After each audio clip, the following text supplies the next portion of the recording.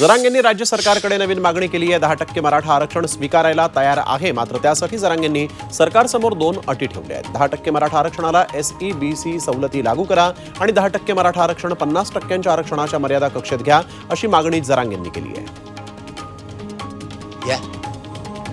50%च्या आत घ्या ओबीसी आरक्षणात. जरांगेंच्या डोक्यात हवा गेली आहे. ते लोकांच्या मनातून उतरले आहेत, अशी टीका ग्रामविकास मंत्री गिरीश महाजनांनी केली होती. त्याला जरांगे पाटलांनी उत्तर दिलं. चॅलेंज देऊ नका, तुम्ही चुकीच्या माणसाला भिडलाय, असं प्रत्युत्तर जरांगेंनी दिलंय. नवी मुंबईत कांदळ वनाची कत्तल करून त्यावर भराव टाकून भूखंड निर्माण केला जात असल्याचा आरोप स्थानिकांनी केला.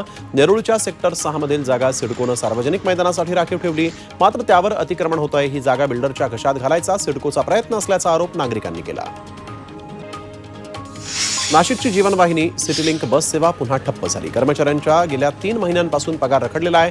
त्यांना दिवाळीचा बोनसही अद्याप मिळालेला नाही. अमृत नोनी आर्थो प्लस ये एक प्रूवन फॉर्मूला है. इसमें मौजूद नोनी फल के गुण और आयुर्वेदिक जड़ी बूटियां शरीर को जरूरी पोषक तत्व देने के साथ साथ हड्डियों और जोड़ों के घिसने, उनमें होने वाले सूजन और दर्द को रोकने में मदद करता है. दर्द मुक्त जीवन के लिए अमृत नोनी ऑर्थो प्लस. त्यामुळे कर्मचारी हे आक्रमक झाले असून पुन्हा एकदा त्यांनी संप पुकारला. जवळपास 400 पेक्षा जास्त कर्मचारी संपावर गेले आहेत.